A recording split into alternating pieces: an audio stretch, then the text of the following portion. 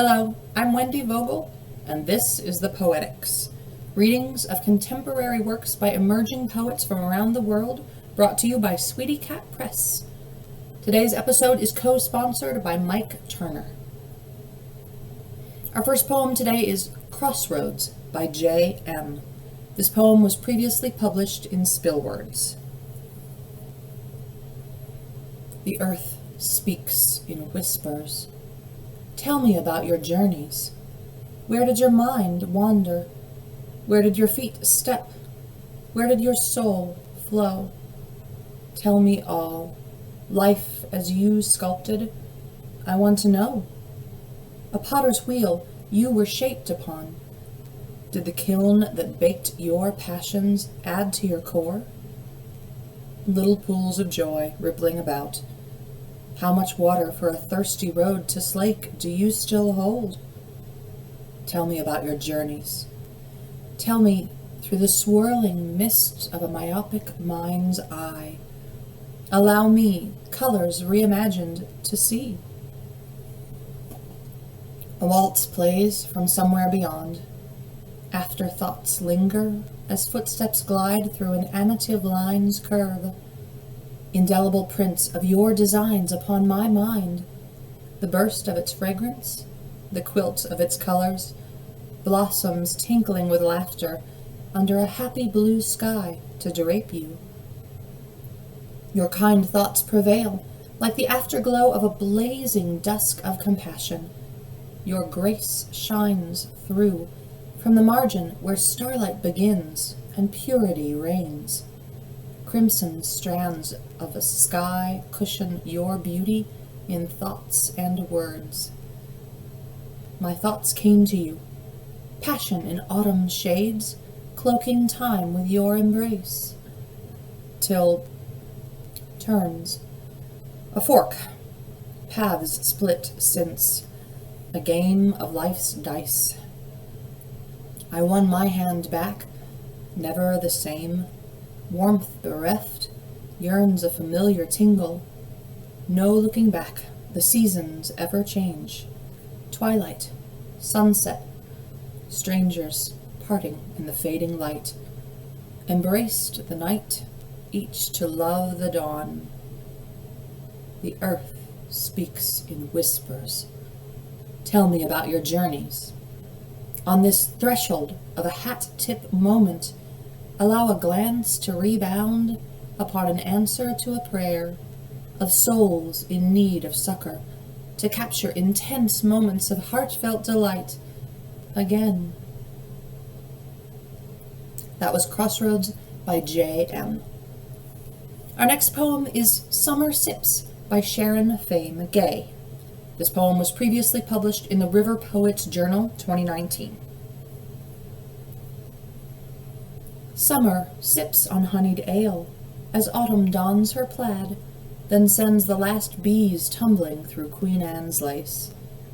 The slant of light in evening shade deepens into shadow that once shone bright as flame as earth peered through a looking-glass. The birds are empty nesters now, packing up for southern climes, leaving only hollow cups where eggs once warmed in feather beds.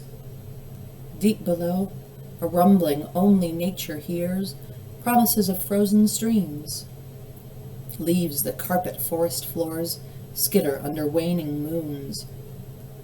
Summer takes a final drink, shuts drowsy eyes till dawn.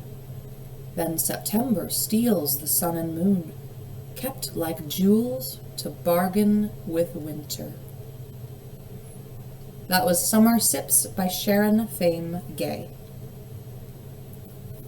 Our next poem is A Poet's Prayer by Sue Marie St. Lee, previously published in Spillwords Press, April 15, 2020.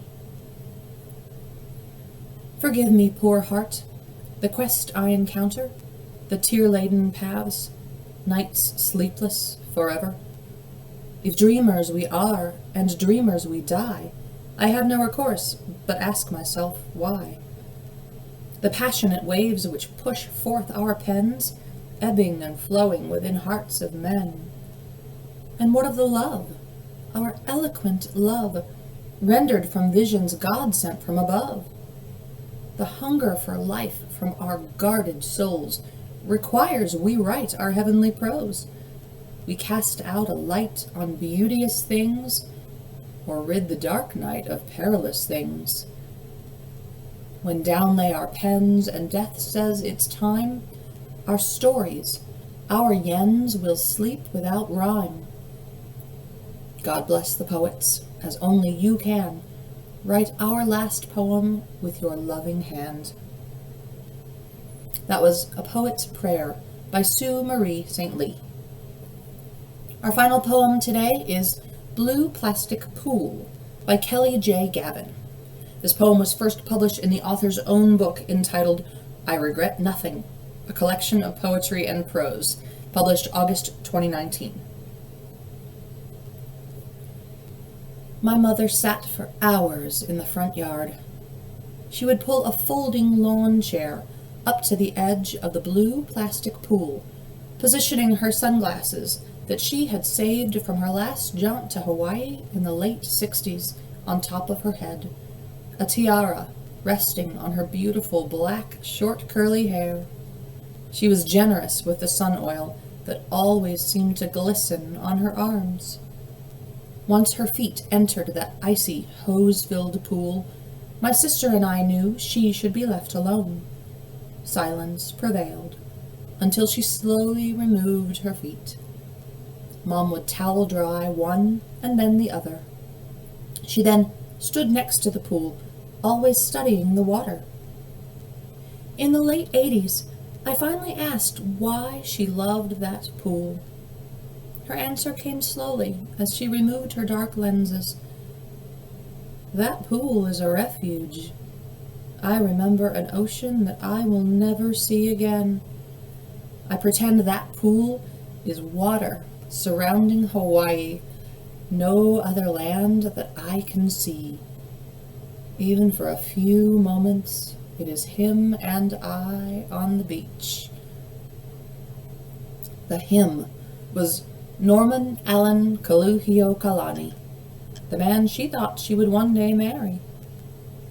My mother didn't marry Norman. She returned to Minnesota and then married my father. Norman and my mother lost touch over the years. My mother spoke of the waters and the waves, of body surfing and eating fish on the beach, of time spent in a sandy hut with the man of her dreams. More often in her final days, his name fell from her lips. Norman Allen Kaluhiokalani. Now, when I swim in my large, ever-so-blue pool, I often think of my mom and her refuge, of her Hawaiian waters, of sunglasses worn the last time she saw the man she dreamed of. Whether it is a pool or lake or the ocean and the Gulf, I will always remember fondly a folding lawn chair pulled up to the edge of a blue plastic pool. That was Blue Plastic Pool by Kelli J. Gavin. And that's all for this episode of the Poetics. Thanks again to our generous co-sponsor, Mike Turner. For Sweetycat Press, I'm Wendy Vogel. Thanks for watching.